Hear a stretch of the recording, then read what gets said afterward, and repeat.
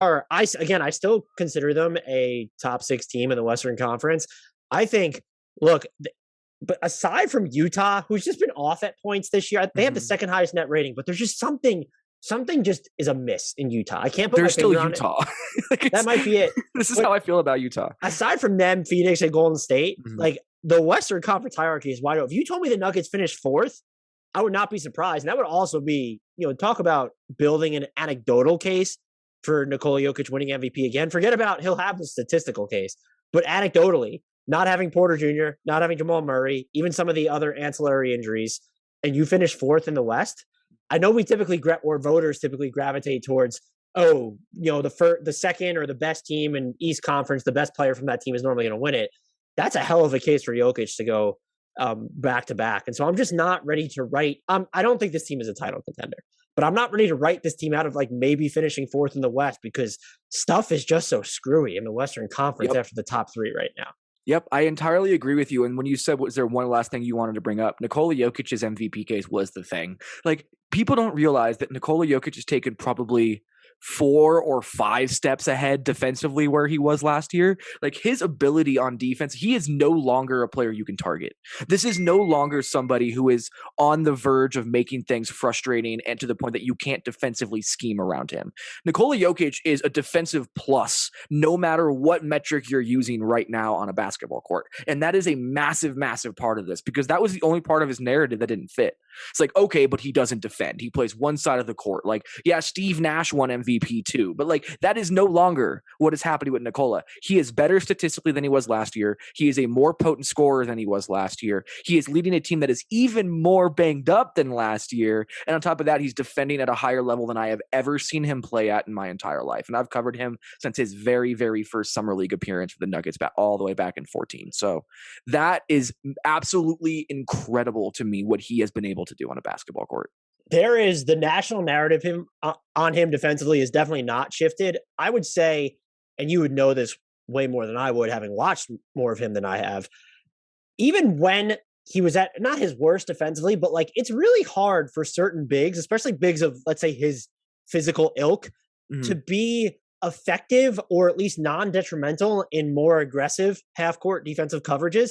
And that's something he's, if you don't want to use the word always excelled at, like he's never been, like when the Nuggets get off to these hot defensive starts in seasons past or finish really strong, it's because he's playing well defensively, or at least not being targeted in those hyper aggressive, like this isn't someone who, if he can come up high, like there are bigs who are better defensively than Nikola Jokic that can't even do that. You try and bring like Rudy Gobert up as high as you bring Nikola Jokic sometimes. I'm not saying he's better than Rudy Gobert. I'm just saying there's always been a disconnect between, let's say, how bad he was on defense versus how actually not bad. Like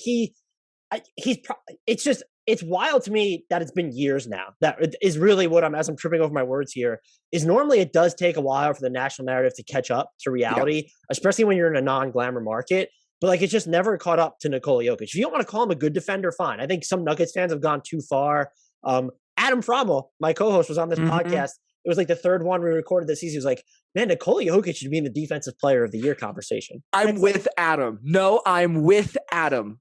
At that point in time, I am with Adam. But also, like, your point is still salient, though. There's a dissonance between the defensive lowlights you see on ESPN compared to the actual defensive production that he brings to the table. The dissonance is difficult, and it makes the narrative extremely muddy. And it's harder for people who don't watch him on a night-to-night, possession-to-possession basis to realize what he actually does. And what you said before about him playing aggressively at the level of the screen, even if the screen's at 30 feet, being all the way up there on those guys, credit to Wes Unseld Jr., the current coach of the Washington Wizards, who has been phenomenal this year. He has turned their defense around entirely. He went to Nikola Jokic and was like, how do you want to play basketball? Like, what are we doing, Nikola, defensively? And Nikola wanted to play up at the level. That was his decision to make.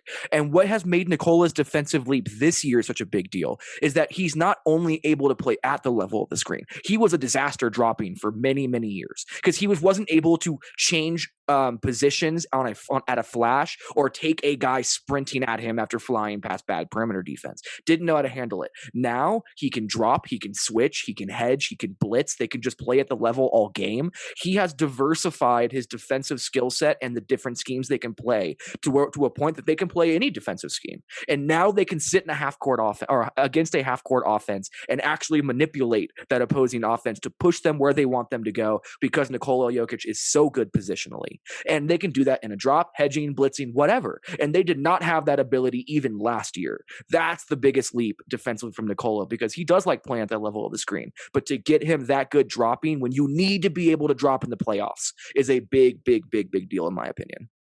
Look, and dropping can be hard. Look, LeBron has to drop right now when he's playing center for the Lakers and can't do it. So it's not easy for everybody. Well, you're taking guys sprinting at you, knowing there's a cutter behind you while protecting the rim that you can't see. Like, that's an incredibly difficult position to be in for a big man who can't move very well. Like, Nikola's quick, but he's not going to explode to the other side of the rim and erase a shot. He's not like east-west eruptive. Yes, exactly. Yeah. So he's able to now know where to go, how he can shade his body to get the pass to go where he wants it to go, and use his long arms to get in passing lanes simultaneously. He's doing multiple things at once in drops now when he could only do one or two at a time prior. And he's seeing the game defensively in a way I have never seen him see it before.